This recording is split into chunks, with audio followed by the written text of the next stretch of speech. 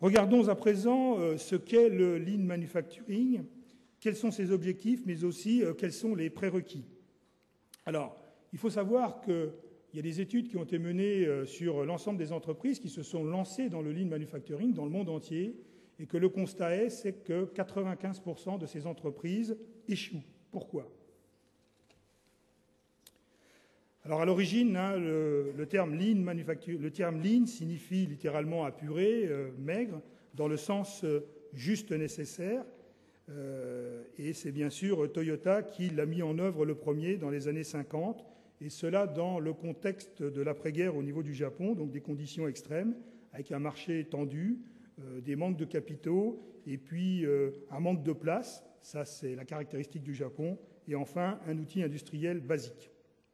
Alors, engager une démarche de type lean consiste tout d'abord à éliminer, vous l'avez bien compris, les gaspillages, mais ensuite à mettre sous tension les flux, à mettre sous tension l'organisation, et ceci de façon permanente et constante.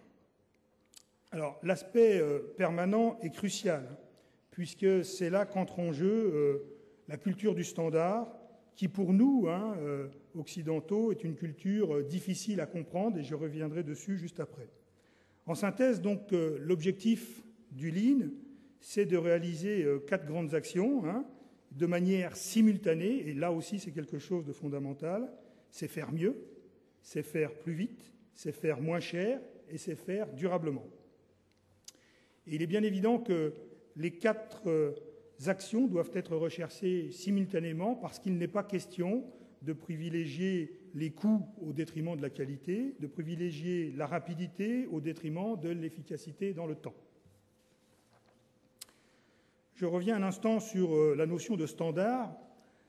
En fait, la notion de standard représente la cale qui est nécessaire à poser après chacun des progrès qui est réalisé sur des installations au niveau de l'organisation ou sur un produit, de façon à éviter qu'au fil du temps, ces améliorations se dégradent et qu'on retourne au point de départ. C'est vraiment cette notion de standard et de standardisation des process, des façons de faire, des méthodes de management qui permettent de capitaliser le progrès. Alors bien sûr, outre le fait qu'il est nécessaire de connaître les concepts et les outils liés au lean, il y a un certain nombre de conditions de réussite pour mettre en œuvre le lean manufacturing. Et en particulier, cela se passe par une politique d'implication et de développement de l'ensemble des collaborateurs de l'entreprise, du haut en bas. Donc pour cela, on utilise des méthodes, des outils, avec des challenges et de la mobilisation des personnels.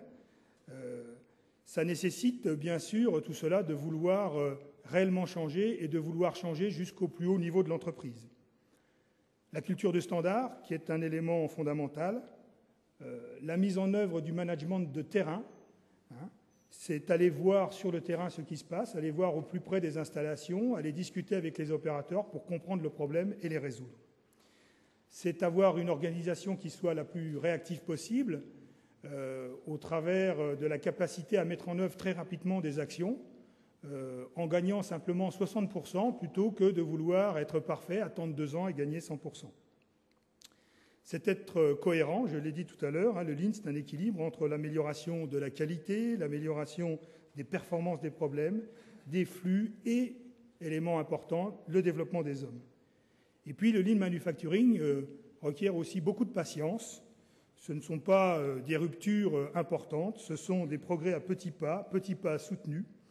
Le chemin du lean manufacturing est un chemin qui est long, et l'important c'est de ne jamais reculer, et donc de verrouiller, de valider le progrès grâce aux standards, grâce à la standardisation. Alors il est bien évident que dans nos entreprises, nous avons un certain nombre d'habitudes, et je voudrais revenir un petit peu sur cette notion d'habitude, et plus particulièrement des habitudes qui sont les habitudes choisies et maîtrisées lorsqu'on veut faire évoluer une culture, lorsqu'on veut transformer une culture d'entreprise. Alors toutes les habitudes ne sont pas forcément de bonnes habitudes, il y en a des bonnes, il y en a des mauvaises. Je voudrais illustrer ici la façon dont on réalise les actions lorsqu'on a la volonté de les faire, la responsabilité et lorsqu'on a la compétence. Et qu'est-ce qui se passe quand il nous manque un de ces éléments? Lorsqu'on a la volonté de faire les choses, c'est-à-dire lorsqu'on a l'intention et lorsqu'on a la responsabilité pour le faire, mais qu'on n'a pas les compétences, c'est assez simple, on a ce qu'on appelle un travail défectueux.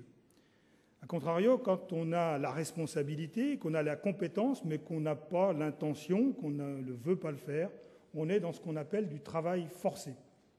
Et puis, dernier point, quand on a l'intention, qu'on a les compétences, mais qu'on n'a pas la responsabilité, on fait du travail sans valeur ajoutée.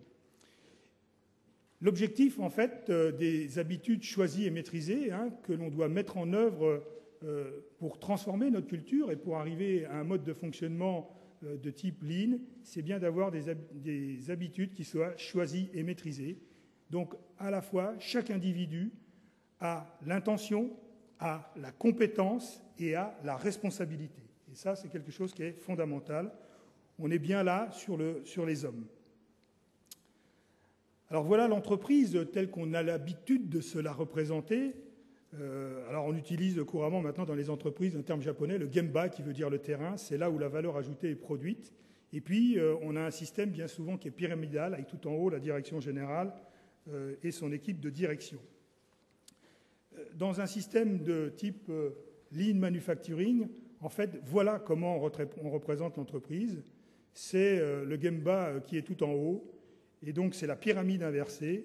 Chaque étage, en fait, soutient l'étage inférieur, et tout en bas, c'est la direction générale, l'équipe de direction qui soutient l'ensemble. Donc pour revenir sur la question qui était posée, pourquoi 95% des entreprises, en fait, échouent dans la mise en place du Lean Manufacturing? Eh bien, la réponse, c'est que le Lean Manufacturing, ce n'est pas simplement que des outils. Il faut associer impérativement les femmes et les hommes de l'entreprise, et cela à tous les niveaux, depuis la direction générale jusqu'au niveau de l'opérateur. Et c'est le management, et c'est bien les ingénieurs, les cadres, les techniciens, les agents de maîtrise, les directeurs qui garantissent la pérennité du système.